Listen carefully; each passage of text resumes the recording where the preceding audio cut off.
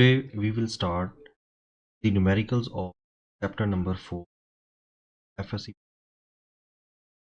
Basically ये जो numericals हैं ये फेडरल बोर्ड के हैं। इसमें क्वेश्चन नंबर 1 है अ 70 kg मैन पर्सन है जिसका मैस तो डेटा हमारे पास 70 kg man data is mass of the person is 70 kg. Next, runs up a long flight of stairs in 4 seconds. कितना टाइम ले रहा है? T is 4 second. टाइम हम लिखेंगे, टाइम जो गिवन है वो 4 सेकेंड। The vertical height of the stair is 4.5 meter and the height of the stair, vertical height of the stair is 4.5 meter. ठीक है, इसमें आपको क्वेश्चन में क्या है, एक पर्सन है स्टेयर से मूव करके सर्टन हाइट पर जा रहा है, यहाँ मैं स्टेयर बना देता हूँ और इसकी जो वर्टिकल हाइट गिवन है ये वर्टिकल हाइट और यहाँ पे जो वर्टिकल हाइट है एच ले लेते हैं, यहाँ पे एक पर्सन बना लें तो word move. Next is we have to calculate the power. यहाँ पे फाइंड हमने क्या करना है, पावर हमने फाइंड करनी। तो ये सिंपल क्वेश्चन है, तो इसमें अब देखें पावर का जो हमारे पास फॉर्मूला होता है वो basically P is equal W पर T आ जाता है, पावर टू वर्क डन पर time, power is equal to work done over time आ जाता है। नेक्स्ट, अब हमने देखें यहाँ पे work is a form of energy, work is a form of energy है और जब पर्सन सर्टेन हाइट पे जा रहा है उसमें कौन सी एनर्जी स्टोर होगी, यहाँ पे मैं लिख देता हूँ work is a form of energy, energy over time. ठीक है, हमने जस्ट क्या किया है, वर्क की जगह पे एनर्जी को प्लेस कर दी। Here the energy is potential energy, certain height पे जा रहा है, पोटेंशियल एनर्जी हो जाएगी mgh divided by time. Now power is equals to mg, m is the mass of the person which is 70 multiply by g, acceleration due to gravity 9.81 multiply by h, height is 4.5 meter and the time is 4 second, 4 second. ये चीज़ें हमें यहाँ पे given है। ठीक है, time is just 4। अब next जब आप इसको सॉल्व करेंगे तो न्यूमरेटर में आपके पास answer power is equals to, numerator में आंसर आएगा 3087 डिवाइडेड बाय 4। जब आप इसको डिवाइड करेंगे आंसर में हमारे पास power is equals to 771.5 watt आ जाएगा,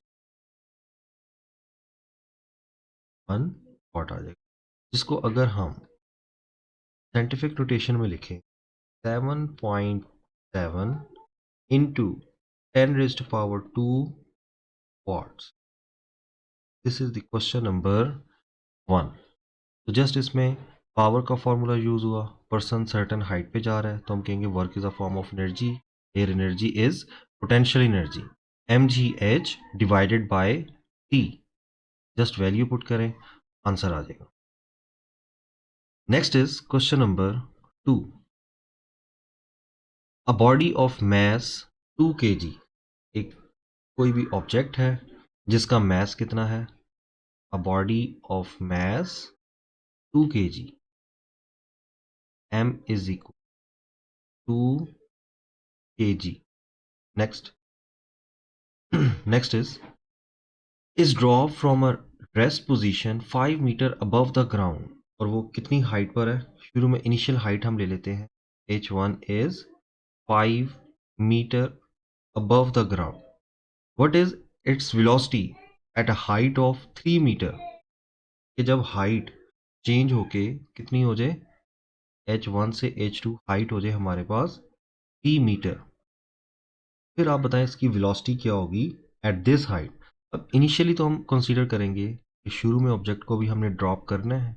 इनिशियल वेलोसिटी इज 0.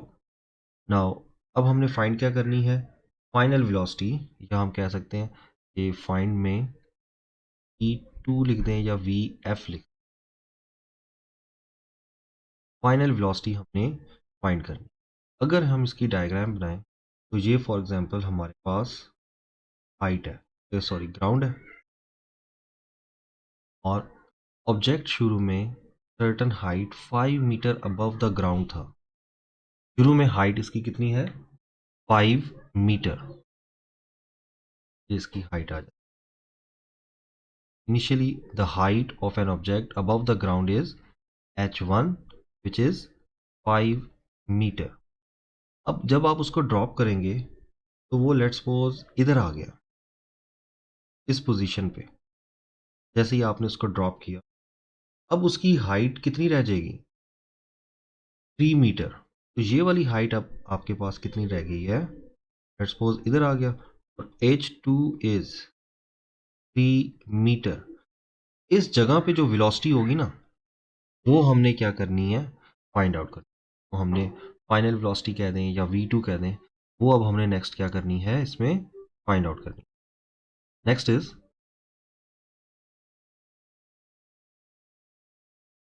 अब यहाँ पे हमने सोल्यूशन में, जब भी आप किसी सर्टन ऑब्जेक्ट को सर्टन हाइट से ड्रॉप कर रहे हैं, तो आपने क्या कहना है कि जब आप किसी भी ऑब्जेक्ट को ड्रॉप करेंगे ना, वो होगा loss in potential energy. Potential energy क्या होगी, लॉस होगी, जिसकी वजह से gain in kinetic energy. Potential energy तो लॉस हो रही है, जिसकी वजह से काइनेटिक एनर्जी क्या होगी, इंक्रीज हो जाएगी. अब पोटेंशियल एनर्जी का फॉर्मूला होता है एम ई, और हाइट यहाँ पे कितनी लॉस हो रही है, वो मैस भी सेम है, जी भी सेम है, बस हाइट में चेंज आ रहा है. तो हम हाइट लिखेंगे h1 माइनस h2. इसी तरह काइनेटिक एनर्जी भी हाफ एम v2 लिख देते हैं, या V F square minus V I square. ये इसकी काइनेटिक एनर्जी में जो चेंज आ रहा है. तो loss in potential energy equals to gain in kinetic energy in downward case. अब आपने जो चीज़ कैंसिल होती है उसको कैंसिल कर दें. जैसे यहाँ से m, एक m इस m से कैंसिल आउट हो जाए. हमने फाइंड क्या करना है, फाइनल वेलोसिटी ई एफ आपने फाइंड करना. देखिए 2 यहाँ पे डिवाइड हो रहा है, उधर जाके दूसरी साइड पे जब आप इसको शिफ्ट करेंगे तो 2 वहाँ पे जाके क्या हो जाएगा, मल्टीप्लाई. तो ये बन जाएगा 2g bracket h1 minus h2 bracket close, और यहाँ पे हमारे पास रह गया वी एफ स्क्र. क्योंकि वी आई स्क्र तो क्या है, 0 है, उसको लिखने से कोई एज सच कोई फर्क नहीं पड़ेगा. नेक्स्ट इज, अब हमने नेक्स्ट कैलकुलेट क्या करना है, final velocity taking square root on both side. Taking square root mean under root on both side. हमने दोनों साइड्स पे स्क्वायर रूट ले लेना है. तो यहाँ पे इस साइड पे हमारे पास बन जाएगा 2g h1 माइनस h2, और उस साइड पे हमारे पास just V F. Now V F is equals to, just आप वैल्यूज पुट कर दें, 2 एज इट इज. जी की वैल्यू है 9.8, 8 1 h1 is 5 minus 3 bracket close. Final velocity at the height of 3 meter become, तो आप सॉल्व करें, आपके पास आंसर आएगा 6.3 meter per second. This is the final velocity at the height of 3 meter above the ground. This is question number, numerical number 2. Next is numerical number 3. A man pulls a trolley through a distance of 50 meter. Trolley है, पुल कर रहा है और कितने distance तक वो लेके जा रहा है उसको, 50 meter. Next is by applying a force of 100 newton, और फोर्स कितनी लग रही है, 100 न्यूटन की, which makes an angle of 30 degree with the horizontal, मतलब ग्राउंड के साथ एंगल कितना है, 30 degree. Calculate the work done by the man, आपने फाइंड क्या करना है, work done by the man. W आपने फाइंड आउट करना कि अगर हम डायग्राम बनाएं, फॉर एग्जांपल ये हमारे पास कोई भी ऑब्जेक्ट है, या जैसे इन्होंने ट्रॉली का हुआ है. अब वो जो हॉरिजॉन्टल के साथ, मतलब यहाँ से हम ऐसे कंसीडर ये इस पे कोई फोर्स लग रही है और ये इसका हॉरिजॉन्टल है, आगे की तरफ मूव कर रही है, तो इसका हॉरिजॉन्टल हम ले लेते हैं. और यहाँ पे एंगल कितना बन रहा है, 30 डिग्री. ठीक है, जिस बॉडी है इसका मैस m है. नेक्स्ट हमने फाइंड क्या करना है, calculate the work done by the man.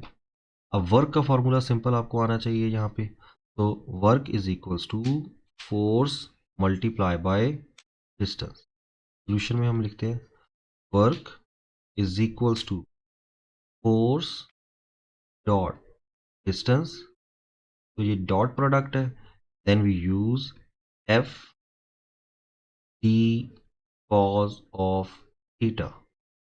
Work is equals to F, force हमारे पास 100 newton, multiply by D, D is 50, multiply by cos of theta is 30 degree, 30 degree.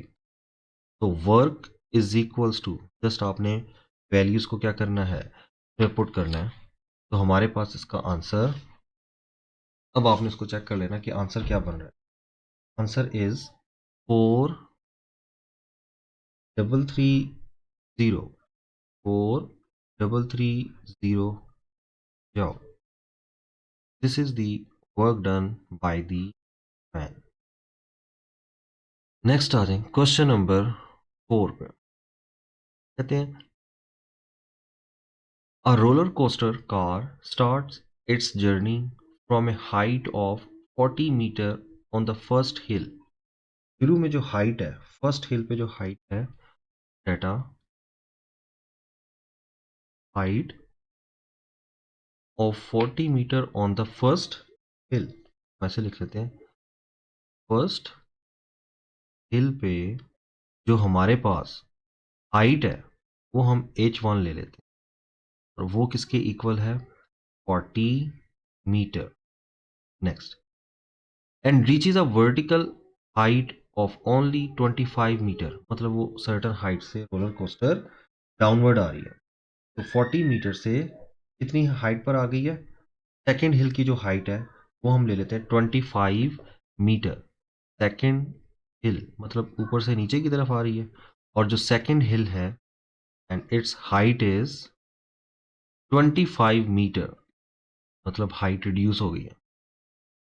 On the second hill where it slows to momentarily stop, वहां पे आके वो it travels a total distance of 400 meter, और उसने first hill से second हिल पे आने के लिए जो टोटल डिस्टेंस कवर हुआ है दैट इज 400 मीटर.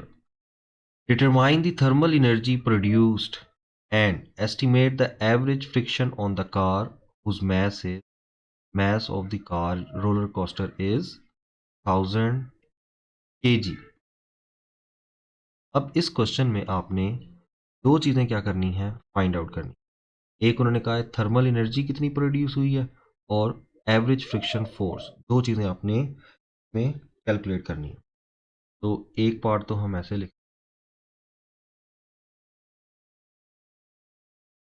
फाइंड हमने दो चीज़ें करनी है। एक तो आ जाता है हमारे पास फ्रिक्शनल फोर्स, एफ आपने फाइंड आउट कर, ए पार्ट। और बी पार्ट में हमने फाइंड करना है थर्मल एनर्जी, हीट एनर्जी कितनी, तो हमें एच से लिखते हैं, ई से लिख दें। अब अगर हम इसकी हाइट डायग्राम बनाएं तो शुरू में रोलर कोस्टर सर्टन हाइट से ना नीचे की तरफ आ रही है, ठीक है, सर्टन हाइट नीचे की तरफ आ रही है। फिर सेकंड स्लोप है, वहां पे हाइट कुछ इस तरह से हम बना दें, और शुरू में जो फर्स्ट हिल है वहां से ग्राउंड तक की जो हाइट है उसको हम ले लेते हैं h1, दिस इज h1, और इधर हम ग्राउंड को शो कर, और यहां से सेकंड हिल स्टार्ट हो रही, ये जो हाइट है इसको हम कह देते हैं h2। दो हमारे पास ये हाइट्स आ गई, और ये जो डिस्टेंस कवर हुआ है यहाँ से ऊपर से नीचे आते वक्त वो हम कह देते हैं s इज 400 मीटर, और यहाँ से हम कोई तो नीचे की तरफ, ये है फर्स्ट हिल, यहाँ से सेकंड हिल स्टार्ट होती है, और फाइनल वेलोसिटी क्या हो जाएगी, जीरो, क्योंकि उन्होंने खुद कहा हुआ है कि वो रुक जाएगी, मोमेंटरली स्टॉप हो जाएगी। नेक्स्ट, इसमें भी हमने वही सेम फॉर्मूला लगाना है प्रीवियस क्वेश्चन में। जब वो सर्टन हाइट से नीचे की तरफ आ रही है तो loss in potential energy equals to gain in kinetic energy. लेकिन अब यहाँ पे उन्होंने खुद कह दिया कि फ्रिक्शन भी है, तो बेसिकली फिर हम क्या करेंगे, उसमें हमने आइडियल केस नहीं लेना, अब हमने फ्रिक्शन वाला केस लेना है कि in the presence of friction हमारे पास क्या कंडीशन बनेगी। तो इसमें अब हमने क्या करना है,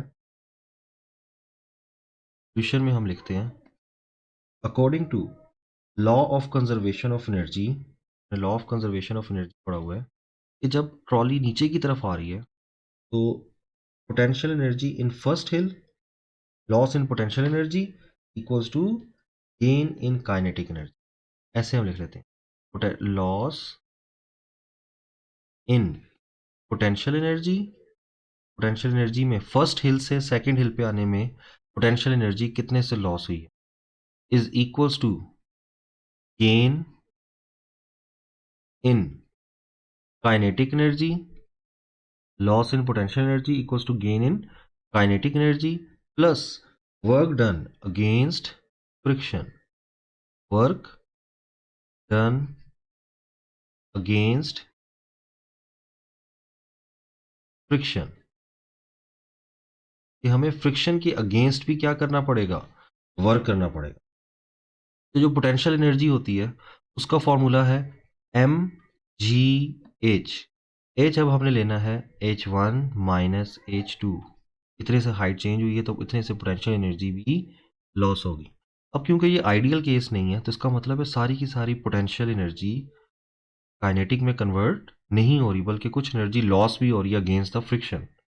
लिखेंगे हाफ एम, और यहाँ पे अब हमने क्या लिखना है, velocity half M V square plus work done against friction F, और जो उसके वर्क डन अगेंस्ट फ्रिक्शन है उसके लिए शुरू में अभी हम ऐसे ही लिख लेते हैं इज डब्ल्यू एफ लिख देते, work done against friction is W is equals to W F लिख देते, वर्क डन अगेंस्ट फ्रिक्शन। अब क्योंकि m जो है उसकी वैल्यू हमारे पास कितनी है 1000, m is 1000, g is 9.81 into h1 H1 हमारे पास कितना है 40 minus 25, 40 minus 25 which is equals to half m. m is the mass 1000 और वेलोसिटी यहाँ पे ज़ीरो हो जाएगी, तो फाइनल वेलोसिटी क्या है, और जाहिर बात है इनिशियल भी ज़ीरो है क्योंकि उसको स्टार्ट करना है, तो यहाँ पे इसलिए हमने V F minus V I plus work done against friction. तो अब ये वाली टर्म तो सारी क्या हो गई है, ज़ीरो हो जाएगी, तो हम जब ज़ीरो से मल्टीप्लाई करेंगे तो कैंसिल हो जाएगी। तो वर्क डन अगेंस्ट फ्रिक्शन, अब इसकी लेफ्ट साइड को सॉल्व करें, आपके पास आंसर आएगा 147 147 ट्रिपल ज़ीरो ट्रिपल ज़ीरो। और ये अभी हमारे पास वर्क आया। अब हमने वर्क नहीं निकालना था, हमने निकालनी है force of friction. Now work हमें पता है इसके इक्वल होता है work done equals to force multiply by distance. Distance यहाँ पे हमने एस से लिया हुआ। वर्क डन अगेंस्ट फ्रिक्शन को हमने डब्ल्यू एफ लिखा था, ओवर एस को हम दूसरी साइड पे शिफ्ट कर देते हैं तो वहाँ पे जाके वो डिवाइड हो जाएगा, which is equals to the force of friction. यहाँ पे जब आप फोर्स ऑफ फ्रिक्शन निकालेंगे तो ये हमारे पास F is equals to work done. Work तो अभी हमने निकाला है 147 triple zero divided by S। S is 480 400।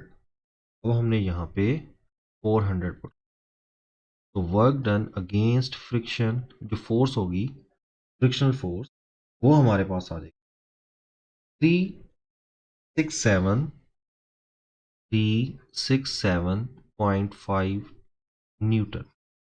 This is the frictional force जो हमने कैलकुलेट करनी थी कि यहाँ पे जब वो रोलर कोस्टर नीचे आ रहा होगा तो उसमें फ्रिक्शन जो है वो इतनी होगी 367.5 न्यूटन। अब देखें ये वर्क हमें किसके अगेंस्ट करना पड़ रहा है, this work done against friction, this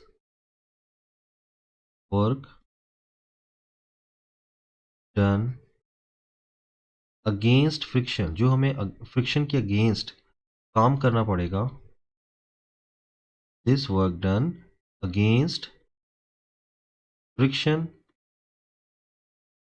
is produces same amount of heat energy. This work done against friction produces same amount of same amount of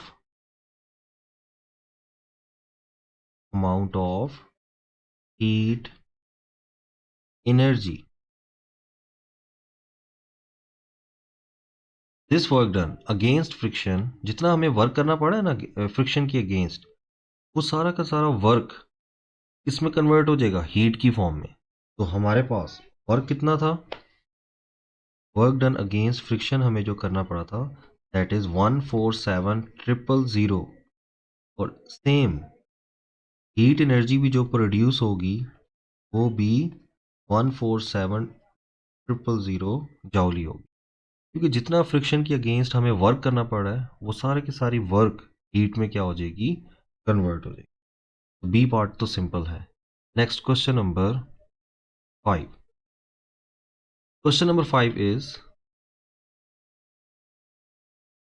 a man whose mass is 70 kg, एक person है whose mass is 70 kg walks up to the third floor of the building, और वो कितनी floor जो है वो ऊपर move कर रहा है, which is 12 meter above the ground, जिस थर्ड फ्लोर की जो हाइट है is 12 meter above the ground in 20 second, 20 second में वो ऊपर की तरफ जा रहा है।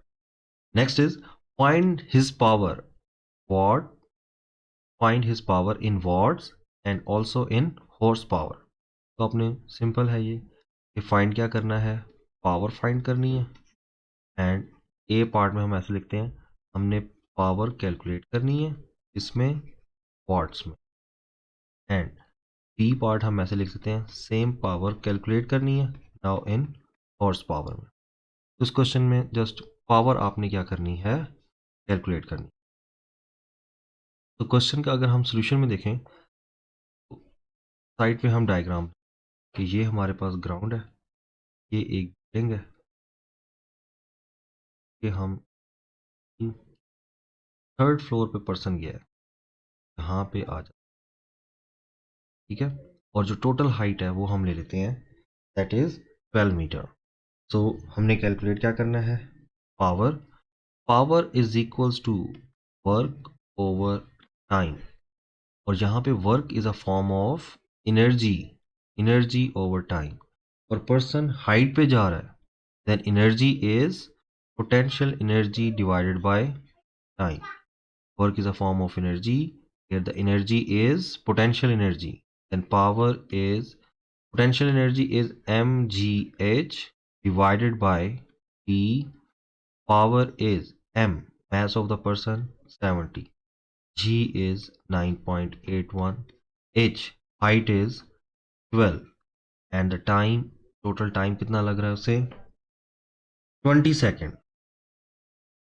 20 second. The power of man is 411.6 watts. अब हमें पता है, now in B part we know that 1 horsepower is equals to 746 watts होता है, ठीक है। 1 horsepower is equals to 746 watts। अब हमने क्या करना है, जस्ट जब भी आपने वॉट्स को हॉर्स पावर में कन्वर्ट करना हो तो इसको आपने डिवाइड कर देना है 6 से। जब भी आपने वॉट से हॉर्स पावर में जाना है, जो भी वैल्यू आ रही है उसको 746 से डिवाइड कर। Next, power is equals to 411.6 divided by 746। Now the power is 0.55 HP horse power. So this is the power in horsepower. Next जो रिमेनिंग क्वेश्चन है वो नेक्स्ट वीडियो में हम कंटिन्यू